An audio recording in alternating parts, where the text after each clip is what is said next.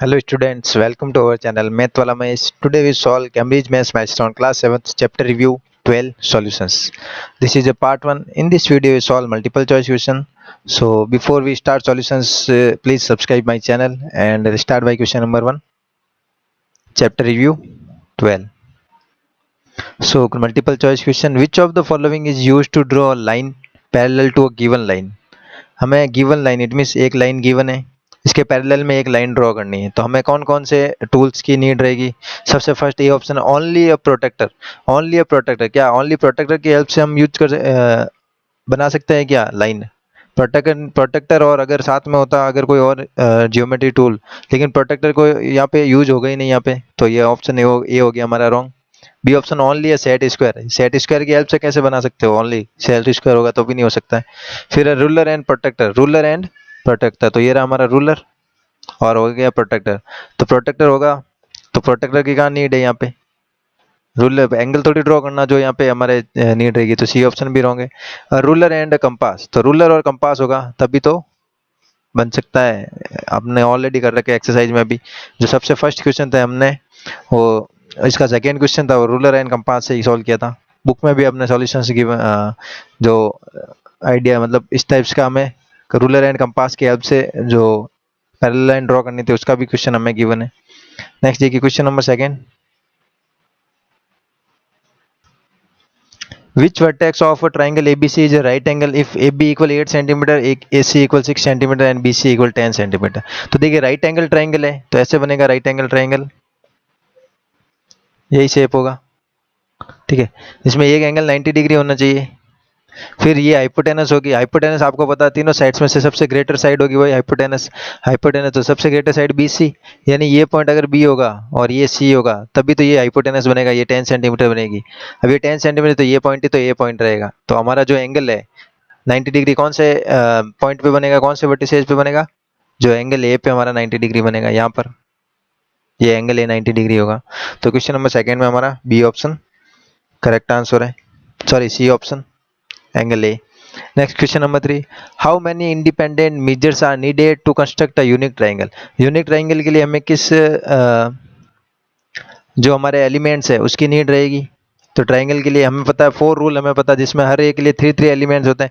जैसे मान लीजिए अगर एस रूल है तो भी एलिमेंट कितने हुए? साइड एंगल साइड हो गया। उसके बाद RHS है तो उसमें भी टू साइड्स और एक एंगल हो गया, यानी कुल मिला के हमें कितने एलिमेंट्स की नीड रहेगी? 3 एलिमेंट्स की। तो जो हमारा थर्ड क्वेश्चन है उसमें बी ऑप्शन हमारा करेक्ट आंसर हो जाएगा। Next question number 4। How many parallel lines can be drawn passing through a point not on the given lines? तो देखिए ये लाइन है और इसके इसके ऊपर एक पॉइंट नहीं है, ये पॉइंट है, मान लीजिए यहाँ पर पॉइंट है जो इसके इस लाइन पे लाइन नहीं कर रहा है, तो इस पॉइंट से कितनी पैरेलल लाइन ड्रॉ हो सकती है इस लाइन के पर्सपेक्टिव में? तो मान लीजिए अगर आप ऐसे ड्रॉ करोगे एक लाइन तो क्या ये इसके पैरेलल है क्या? नो। फिर अगर ये ऐसे ड्रॉ करोगे इसके जस्ट सीध में तभी तो एक पैरेलल लाइन बनेगी। तो ओनली कितनी लाइन बन सकती है इस पॉइंट से? One, only one. तो अगर इस पॉइंट से एक लाइन ड्रॉ होगी वही उसके पैरेलल हो सकती है, तो आंसर हो जाएगा बी में, फोर्थ में बी ऑप्शन हमारा करेक्ट। इसके अलावा कोई भी लाइन पैरेलल नहीं बनेगी अगर आप कैसे भी बनाओगे इस पॉइंट से पास करते हुए। नेक्स्ट देखिए question number fifth. Question number fifth. In which of the following cases can a triangle be constructed? Triangle be first when measures of 3 sides are given. If we have 3 sides then we also draw a triangle, तो first option हो जाएगा yes.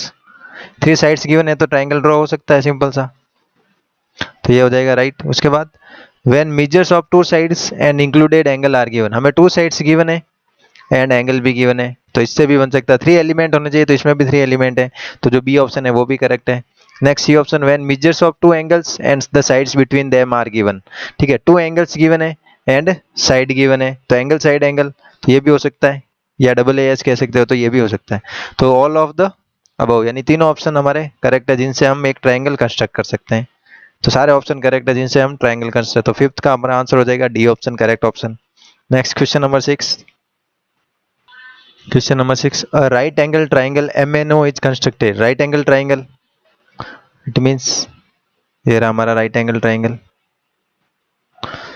with MN equal 12 centimetre and angle N equal 90 degree. तो हमने यहाँ पे 90 degree draw किया है तो ये एंगल N हो गया 90 डिग्री। उसके बाद ये हो गया M और ये हो जाएगा O पॉइंट, तो देखिए सिंपल सा, एम एन की लेंथ हमें 12 सेंटीमीटर गिवन है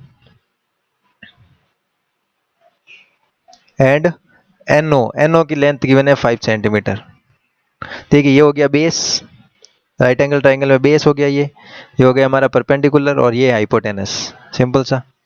तो देखिए हाइपोटेनस है तो हमें ऑप्शन से चेक करेंगे, M O is the hypotenuse, तो ये ऑप्शन यहाँ तक राइट है, एम ओ इज हाइपोटेनस है, yes.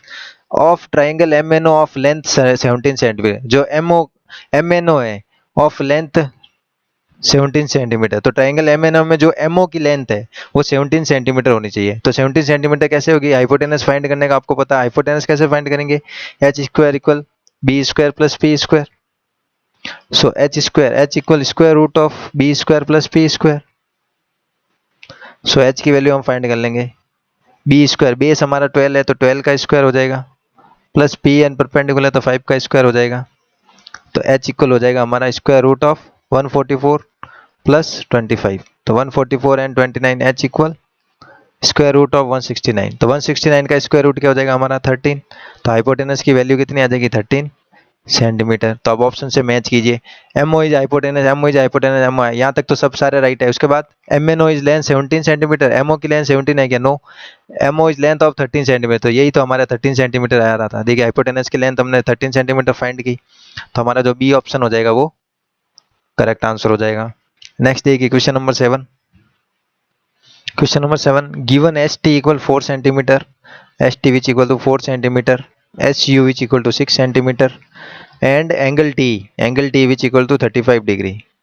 Triangle S T U can not be uniquely constructed, जो एस टी यू ट्राइंगल है वो कंस्ट्रक्ट नहीं हो सकता है। अब क्यों नहीं हो सकता उसका हमें रीजन बताना, with S U as base, S U होना चाहिए बेस, तो ये रहा एस यू बेस और ये हमें गिवन है 6 सेंटीमीटर।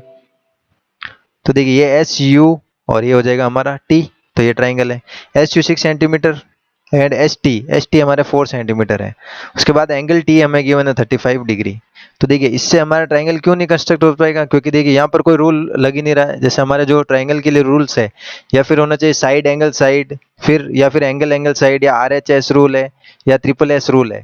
इन चारों रूल्स के अलावा अगर हमारे पास ये अगर 4 रूल्स ये लगेंगे तभी हमारा एक ट्राइंगल कंस्ट्रक्ट हो पाएगा, जिसमें क्या होना चाहिए, angle angle side, it means, या एंगल साइड एंगल कह सकते हैं, एंगल एंगल साइड भी कह सकते हैं, एंगल एंगल और बीच में साइड होनी चाहिए।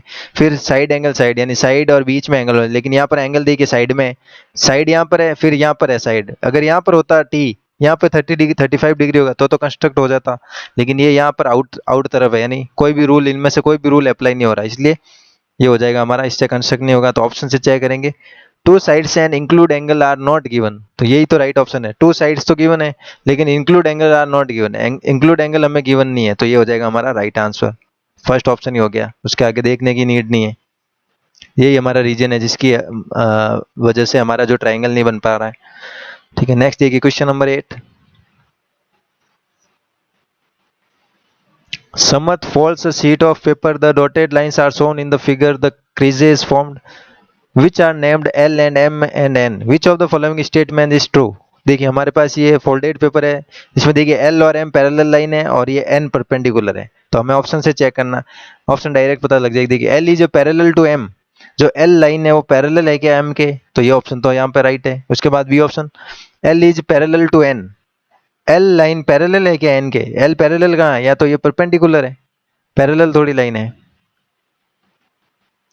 तो ये यहाँ पर होना परपेंडिकुलर होगा, तो ये राइट होता, तो ये हो गया रॉन्ग। ठीक है, तो ये ऑप्शन रॉन्ग है बी, ए ऑप्शन अभी तक राइट है, बाकी भी चेक कर लेते हैं। N is parallel to M, N parallel to M है, no, L is perpendicular to M, same इसमें भी परपेंडिकुलर, अगर परपेंडिकुलर होता तो ये राइट हो जाता, तो ये रॉन्ग है।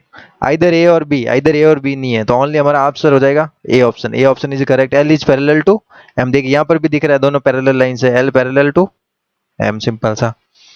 Next question number 9, in which of the following cases can an isosceles be constructed, तो आइसोसेल्स के कौन कौन से हमारे ऑप्शन से कंस्ट्रक्ट हो सकता है वो हमें देखना है।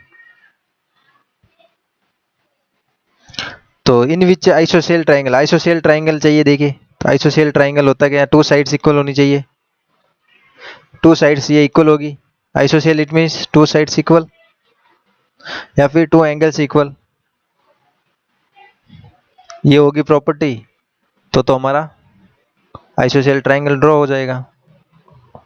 तो फर्स्ट ऑप्शन देखिए, when the base and one of the equal angles is given, base given है और one of the equal angle given, यानी equal angle it means two angles given है। तो मैंने क्या कहा था, टू एंगल्स गिवन हो और बेस भी गिवन है, देखिए साइड गिवन है। तो जब भी टू एंगल्स और एक साइड गिवन हो या फिर टू साइड्स और एक एंगल, यहाँ पर एंगल हमें जो एंगल या फिर टू साइड्स इक्वल गिवन होगी तो भी बन जाएगा। तो देखिए अगर ये टू एंगल गिवन है और ये बेस गिवन है तो इनसे बन ही सकता है आइसोसेल ट्राइंगल, तो ये ऑप्शन हो जाएगा right. B option, when the base and vertical angle are given, base and vertical angle, base given है और इसका वर्टिकल एंगल कोई भी एंगल ऐसे गिवन है तो उनसे भी तो बन सकता है, ये टू साइड्स इक्वल हो सकती है, ठीक है। फिक्स एंगल नहीं है तो भी लेकिन इक्वल तो हो ही सकती है, तो बी ऑप्शन भी राइट है। When one of the equal sides and equal angle are given, equal sides, one of the equal sides in means हमें टू साइड्स इक्वल गिवन है और इक्वल एंगल भी गिवन है, तो टू साइड गिवन इक्वल होगी तो उसके दो एंगल्स भी इक्वल होंगे, थर्ड साइड तो ऑटोमेटिक बन जाएगी, तो ये भी ऑप्शन राइट है। तो इसमें हो जाएगा ऑल ऑफ द अबव, यानी all are option, all options are true. So 9th में हमारा आंसर होगा डी। लास्ट देखिए question number 10। Question number 10, it is not possible to construct a triangle PQR in which, हम triangle PQR construct क्यों नहीं कर पाएंगे, ये इसने पूछा है। विच PQ इक्वल, जैसे ये PQ और ये R है, PQ इक्वल गिवन है 6.5 centimetre and angle P which equal to 70 degree and अब हम कहा when sum of QR and PQ is equal to, PQ है और साइड कौन सी हो जाएगी, QR है और एक P वापस से हमारे PR, ये तीन साइड से। अब इन तीनों साइड के बीच में प्रॉपर्टी क्या होती है आपको पता है, ये साइड्स के बीच में प्रॉपर्टी ट्राइंगल की, कोई भी टू साइड से उनका सम थर्ड साइड से ग्रेटर देन होना चाहिए, यानी कोई भी टू साइड लोगे उसका साइड ग्रेटर देन होना चाहिए। तो देखिए हमें एक गिवन है 6.5 सेंटीमीटर, ठीक है, तो जो 6.5 centimetre sum when sum of QR and PQ is equal to 6.2, अगर यहाँ पे 6.5 है, ठीक है, तो 6.2 तो हो ही नहीं सकता है, 6.5 होगा और अगर मान लीजिए 8 सेंटीमीटर है तो ये तो ग्रेटर देन है इन दोनों से, इन दोनों का सम ग्रेटर देन है 6.5 से, यानी ये दोनों का सम है, ये QR प्लस PQ है, ये भी QR प्लस PQ है, ये भी QR प्लस PQ गिवन है, ये भी QR प्लस PQ हमें गिवन है। तो हमें पता है ट्राइंगल का प्रॉपर्टी क्या होनी चाहिए, QR प्लस PQ की वैल्यू कितनी होनी चाहिए, जो ग्रेटर देन होनी चाहिए किससे, QR and PQ is equal to, जो कि ग्रेटर देन होनी चाहिए थर्ड साइड से, थर्ड साइड से क्या होनी चाहिए, ज्यादा होनी चाहिए। लेकिन इसमें देखिए 6.5 से छोटी वैल्यू कौन सी है, 8 भी ग्रेटर देन है, 6.9 भी ग्रेटर देन है, 7 भी ग्रेटर देन है, तो इससे स्मॉलेस्ट वैल्यू कौन सी है 6.2, तो 6.2 नहीं हो सकती है। किसी भी साइड ट्राइंगल की जो टू साइड्स का सम है वो लेस देन नहीं होना चाहिए थर्ड साइड से, तो ये तो लेस देन है, इस साइड से लेस देन है, तो इट मीन ये हो जाएगा हमारा रॉन्ग ऑप्शन, यानी ऑप्शन के according it is not possible to construct a triangle, तो ये हो जाएगा और हमारा जो आंसर हो जाएगा बी ऑप्शन करेगा। अगर 6.2 होगी एक साइड तो हमारा ट्राइंगल नहीं बन पाएगा, अगर यहाँ पे अगर मान लीजिए 6.2 होती इन दोनों का सम, यानी इन दोनों का, तो हमारा कंस्ट्रक्शन नहीं बन पाता, यानी ट्राइंगल नहीं बन पाता, तो आंसर हो जाएगा 10th में बी। तो वीडियो अच्छा लगा तो लाइक करें और ज़्यादा से ज़्यादा चैनल को सब्सक्राइब करें ताकि मैं आप लोगों तक अच्छे से अच्छा कंटेंट प्रोवाइड करवा सकूँ। Thanks for watching.